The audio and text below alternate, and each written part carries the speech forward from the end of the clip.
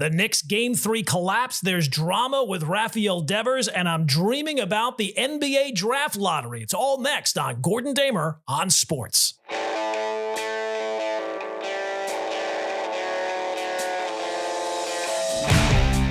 All right, off and running on episode 6 of Gordon Damer on Sports. Welcome in. How was everyone's weekend? How is everyone feeling?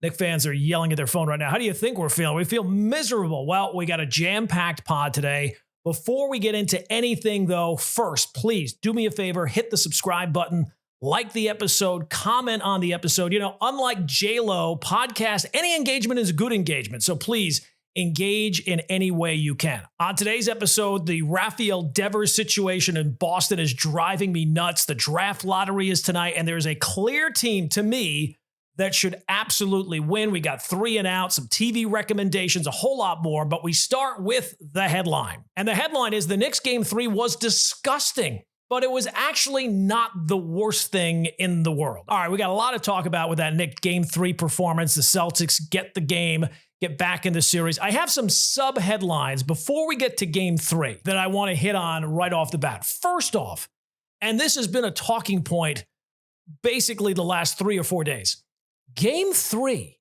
of the Knicks-Celtics series was not a must-win game for the Knicks. What the hell are people talking about? The amount of supposed respected basketball people who said the Knicks Game 3 must win. Must win. It's a must-win for the Celtics, but it's also a must-win for the Knicks. It defies basic logic, and it defies basic math. It's a 7-game series. The Knicks are up 2-0.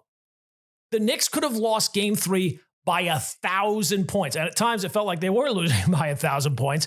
They could lose by 10,000, 1,000,000 points. They're still winning the series 2-1. The series is who gets to 4 wins first. Just simply, if the Knicks win the first 2 games, which they did, lose Game 3, but yet win Game 4 and are up 3-1, 1 win away from the Eastern Conference Finals, you're telling me they're doomed because they didn't win Game 3? It makes no sense. The Knicks had to get one of the next 2 games, either Game 3 or Game 4, and get a 3-1 series lead. Just like when they went to Boston, I said, you got to win one of those first 2. I prefer 1, but 2 also works. Same situation here. I would have preferred Game 3, but it's not a must-win as long as you win Game 4. The fact they got both games in Boston means you just need one of the next 2. Again, I would have preferred Game 3 because then you have 4 cracks to close out the defending champs, but 3-1, any way you slice it is good. History is on your side. You got a pretty good chance of closing things out. I would even say Game 4 is not a must-win. It puts the series in far more doubt, but I'm not going to say, well, if you lose Game 4, you're definitely losing the series. You got to get to 3-2. Now, I do think Game 4 is pretty critical, but critical is not must-win. Game 4 is not must-win, and Game 3 certainly was not must-win. I get it. As soon as one game ends, people want to make it like that game is then going to carry over into the next game. Each game in the NBA playoffs, they reset the scoreboard, people. The next game, Game 4, they're going to start 0-0 again. The Celtics don't get to carry over any points. They have to start over just like the first 2 games, just like Game 3. And you would think people saying this out loud, well, the Knicks must win Game 3, that someone would say to their face, that's dumb. No, but people just keep nodding along. Game 3 was not a must-win game for the Knicks. It was must-win for the Celtics, but it feels like based on that logic, if the Celtics were to get any win, the Knicks are cooked. They're done. They're washed. So if the Knicks won Game 3, all of a sudden Game 4 was going to be must-win. Can't let the Celtics even win one game. You have to sweep them. Can't allow the Celtics to get going ever. Otherwise, it's doom and gloom for the Knicks. Calm down. What you're really saying by saying that is you clearly don't think the Knicks can win this series, and if one thing goes wrong, they're going to crumble and fall to pieces and fall apart, and it's going to be over. And look, if you feel that way, say it. Put your name on it. Say, I don't think the Knicks have any chance of winning this series. Even up 2-0, they're still going to lose. I think you can come up with a more credible case for even with the way the Knicks won the first 2 games, they weren't in control of the series like a normal 2-0 team would be, based on the fact they led for, 12 minutes of those first 2 games? You can come up with a more credible case for that than saying they have to win Game 3, and if they don't, they're going to lose the series. It's just dumb. All right, so that's the first sub-headline out of the way. The second one is, look, I don't know how this series is going to end up. I hope the Knicks win. I still am confident they can win this series if they go out and play well in game 4. But maybe the Knicks win in 6. Maybe the Celtics win in 6. However it does take place, whoever ends up moving on, however the season ends for the Knicks are not firing Tom Thibodeau. Knicks fans, get this through your head. The Knicks are not firing their head coach. If they lose this series, they're not firing him. If they lose by 20 in every single game, they're not firing him. It's not going to happen. It's not on the table. It is wild how many fans just despise this guy and just will not stop with the talking point. Well, you got to fire Tibbs.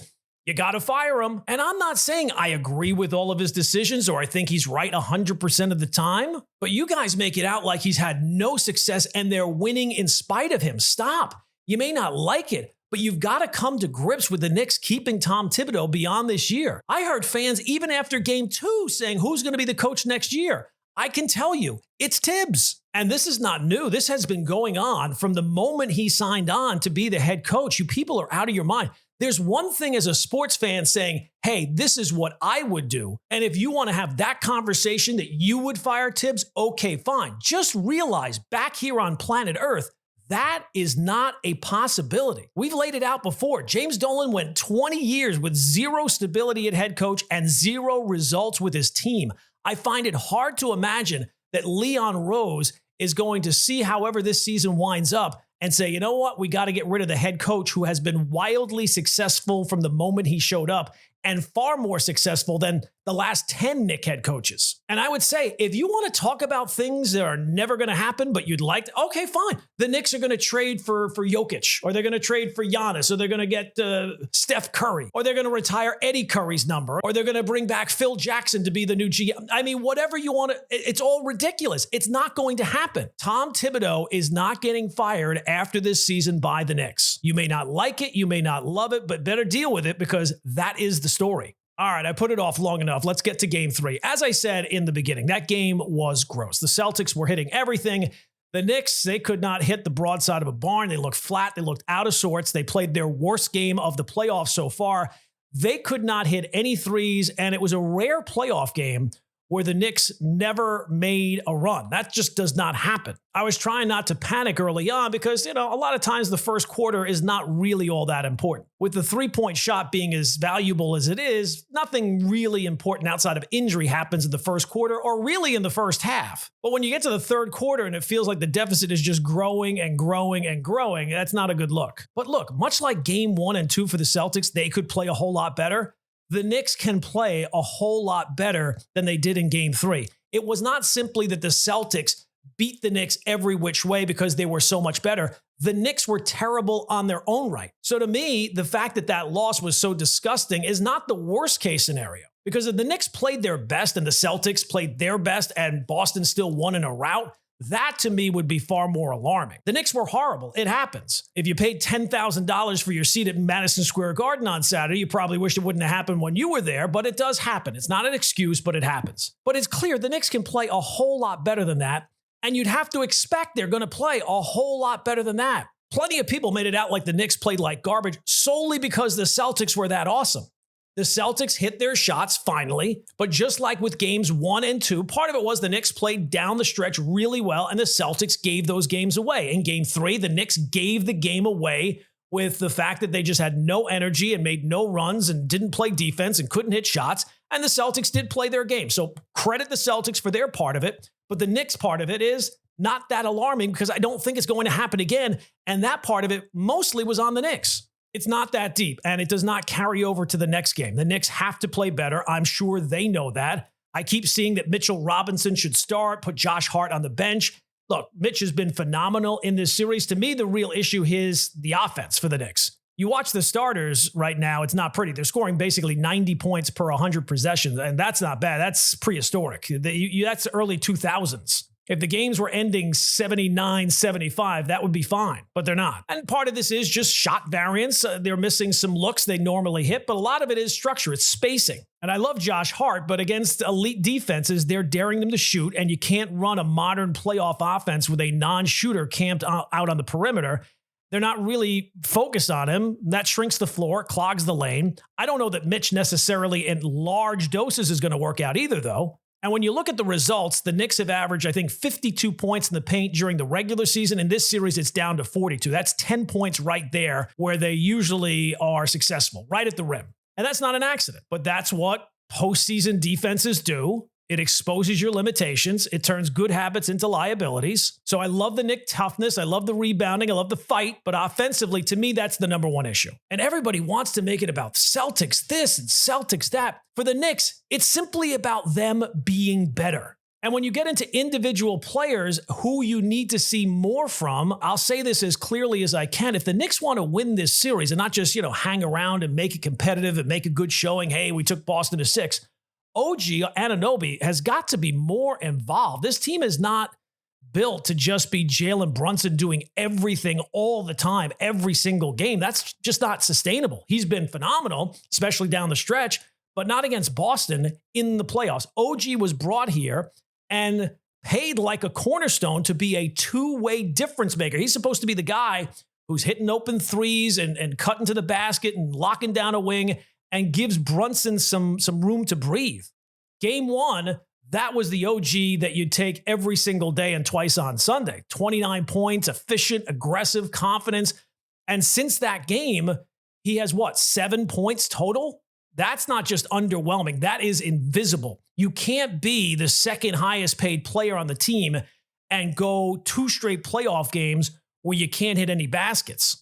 And I'm not saying you need OG to score 29 every single night either, but what did he score in the regular season? About 18?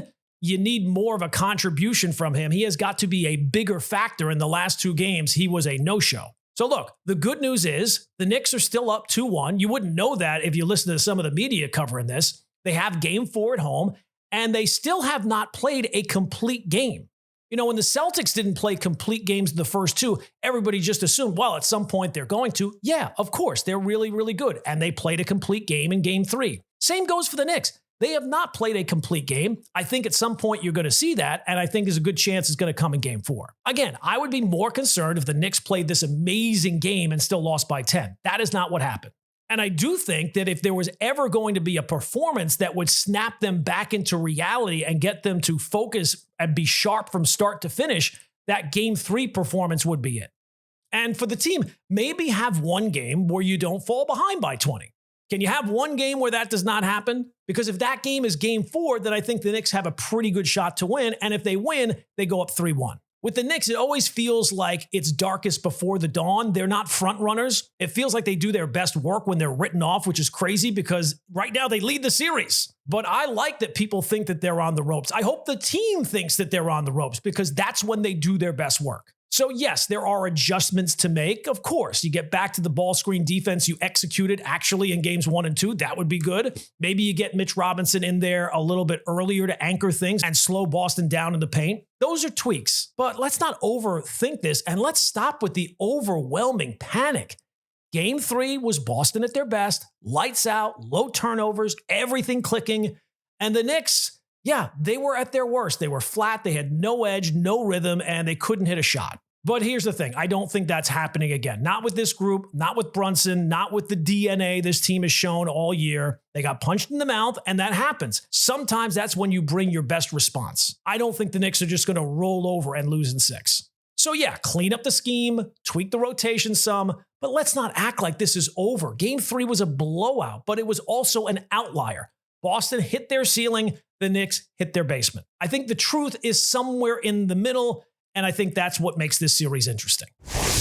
Okay, I do want to talk about the Rafael Devers situation in Boston. I find it fascinating and the disaster it has become and how the whole issue really is at the feet of Boston ownership and their front office. So, of course, by now, you know, Red Sox lost their first baseman, Tristan Cassius, for the season. There's been some questions about how do they fill that spot. Rafael Devers had been the Red Sox third baseman until Boston signed Alex Bregman this offseason. When that happened, he moved to DH. So why this story has blown up is because Devers came out on Thursday and said, I'm not playing first base. Flat out refused, told the media this, and he was really critical about how the team had handled the entire situation. And it seems like all the attention in the media has been negative attention, and it's focused solely on Devers, and I think that's not right. All right, so here's how I see this. First off, whether anyone likes it or agrees with it, Rafael Devers is the Red Sox franchise player. He might be a flawed player. He might not be the guy you'd make the franchise player, but there is no question he is the Red Sox franchise player. He's got the 15th largest contract in Major League Baseball currently, and it's the highest contract in the history of the Boston Red Sox organization. Okay, so now for some backstory. That contract was a necessity for their owner, John Henry, because of the way Boston handled the Mookie Betts fiasco back in 2020 and his trade eventually to the LA Dodgers. That was a real turning point for the Red Sox and their ownership and their organization, and I think it kind of ties into where the Red Sox find themselves now. Now, back then, Betts was 27, franchise player, smack dab in the middle of his prime. He was coming off a season where he hit .295, nearly a 400 on base, slugged over 500, 40 doubles, 29 homers, 16 steals, the whole thing.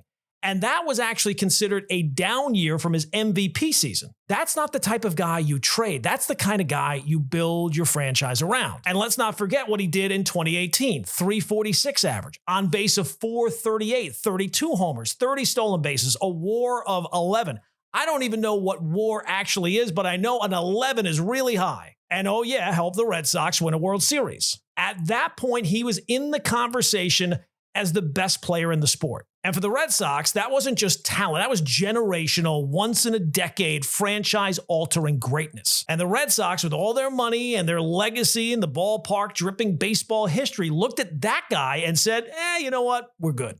This is not Tampa Bay. This is not Oakland or now Sacramento. This is Boston. The Red Sox didn't trade Mookie Betts back then because they had to.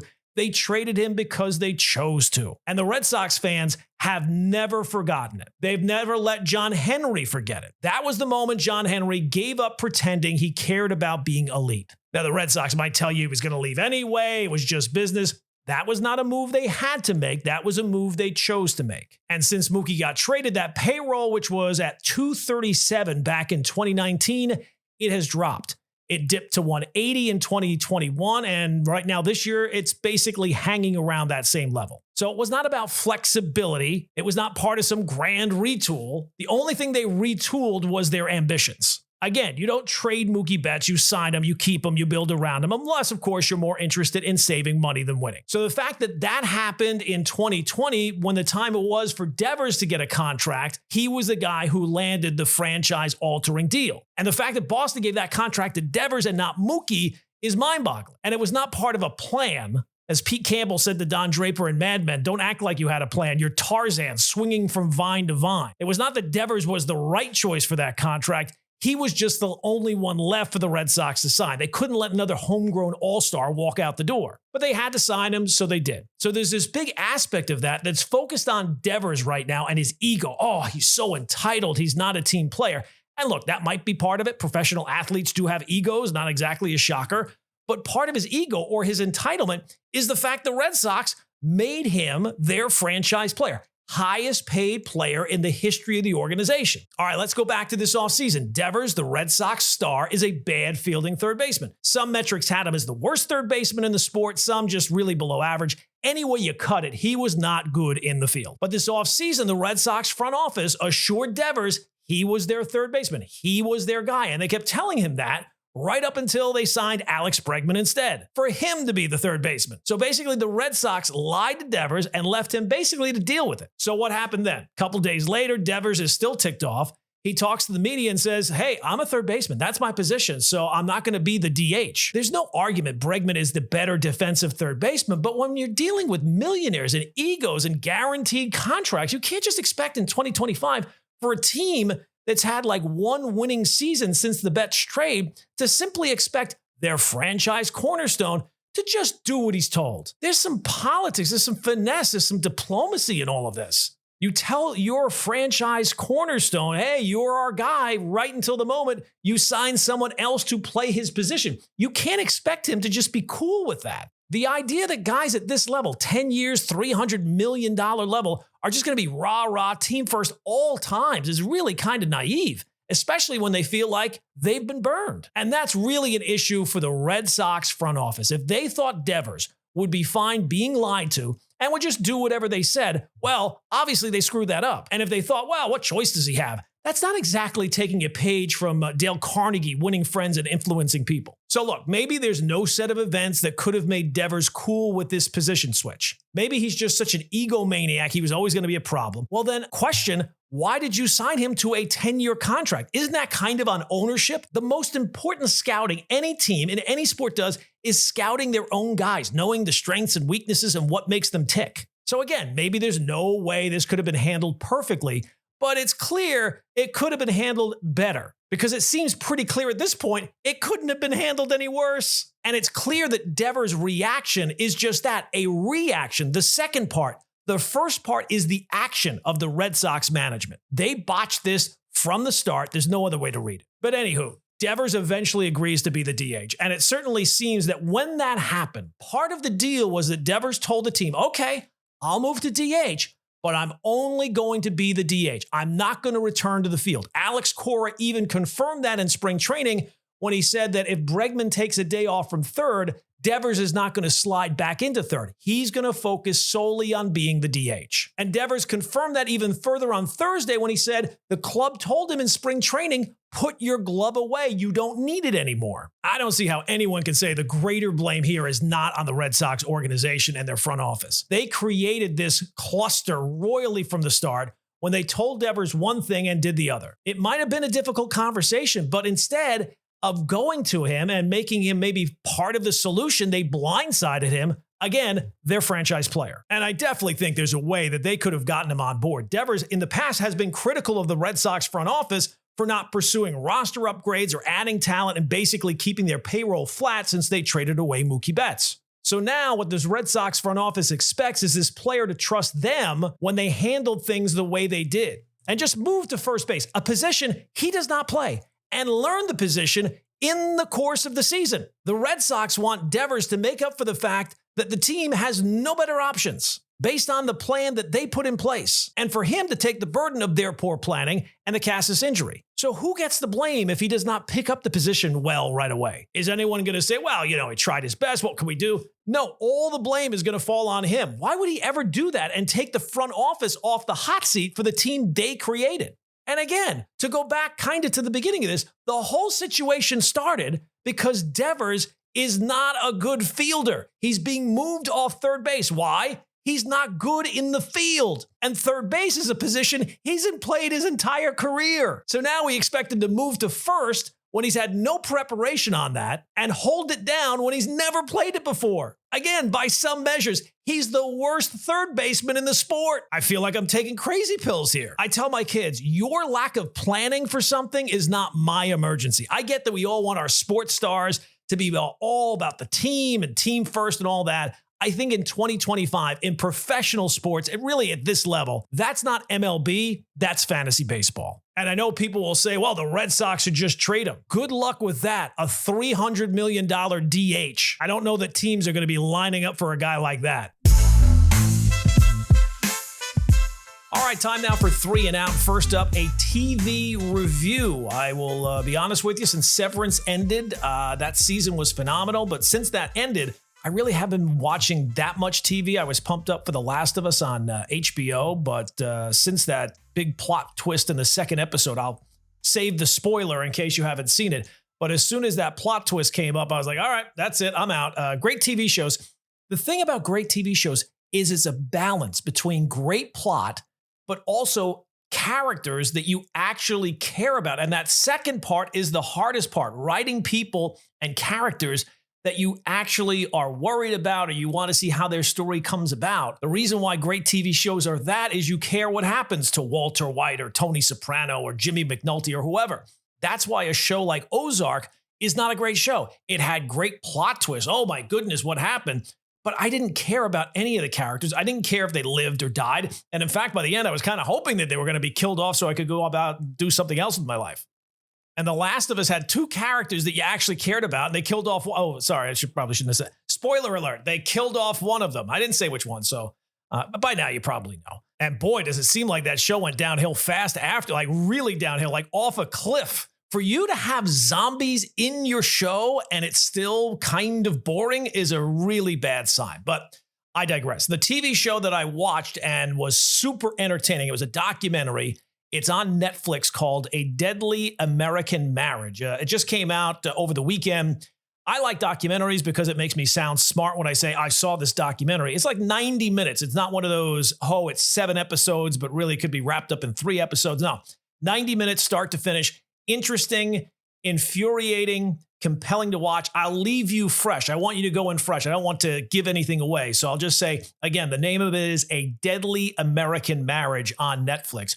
Also, there's another, now that I think of it, another documentary on Netflix titled A Body in the Snow, The Trial of Karen Reed. It's on Max or HBO or whatever why they decided to call it Max instead of HBO, that infuriates me because HBO actually had a brand. What is Max? That's nothing. But in terms of that documentary on the Karen Reed case, I think it makes it really clear that she absolutely did it. But you watch, if you don't know anything about that case, I can't imagine you haven't heard about it at all. But it should be absolutely checked out, that documentary. Really fascinating on that case outside of Boston. All right, number 2, the NBA draft lottery is tonight, Monday night. The NFL, by the way, completely missing out on the lottery.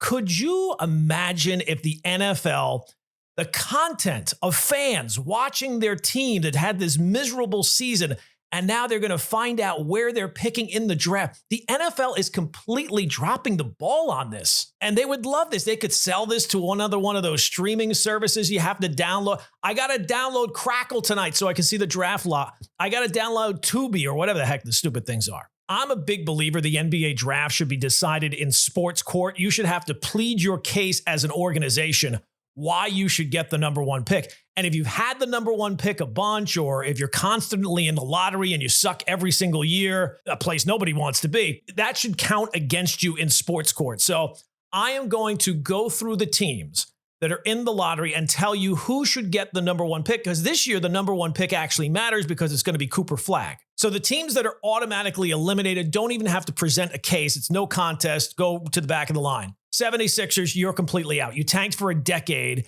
and really got nothing. You got Embiid basically out of it. They had pick after pick after pick. The whole trust the process, it was a disaster. They got basically nothing out of it. No NBA finals appearance, no conference finals appearance. So no, you're not getting another number 1 pick. You're out. New Orleans Pelicans, you're out. You got Zion. Nobody wants to play there. If you get Cooper Flagg, it's just going to be 3 years, and then he's going to be looking for a trade someplace else. Why waste the 3 years? Pelicans, you're gone. The Spurs, absolutely. Nobody has gotten better lottery luck in the history of all sports than the Spurs. You are not getting Cooper Flagg too. You got Wemby. You got Tim Duncan. Absolutely not. Eliminated. Dallas Mavericks traded Luka. Gone. You should not get bailed out of bad decisions by the bouncing of a ping pong ball. Atlanta Hawks, surprisingly, you won the lottery last year. I have no recollection of this whatsoever. I'm starting to worry about myself because that only happened a year ago and I don't remember it. Hawks, you're out. All right, so then we get down to the teams where they're not an automatic elimination, but they get eliminated pretty quickly. Wizards, they've been in the lottery the last 5 years. It feels like they're in the lottery every single year. I don't trust you to not screw this up, so no, you're out. Brooklyn Nets. At first I thought, well, give Brooklyn something. No, it's no good. It's just a waste of time. Nobody is watching Brooklyn. Nobody's focused on Brooklyn. The town is completely Knicks. It's wasting Cooper Flagg, so Brooklyn, sorry. Chicago Bulls, you had Jordan, you tore it down voluntarily. You've won the lottery a couple of times. You won with the Derrick Rose year. I think you won in like 98 or 99.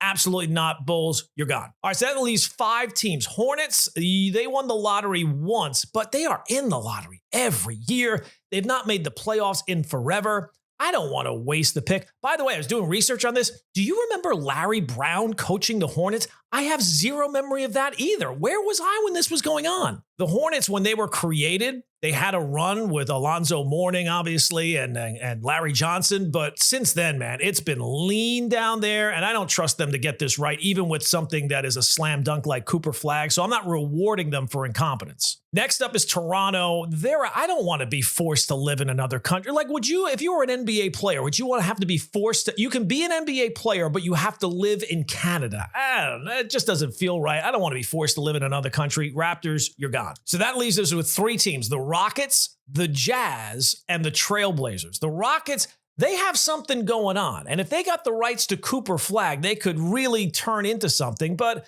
I feel like that's kind of short-circuiting what they've built down there and kind of giving them a free pass that they didn't necessarily deserve. And as a Knicks fan, having lost the Rockets in '94, I don't want the Rockets to have. They had their championships. They had Hakeem Olajuwon. Enough already. Eliminated. So that brings us down to the Jazz and the Trailblazers.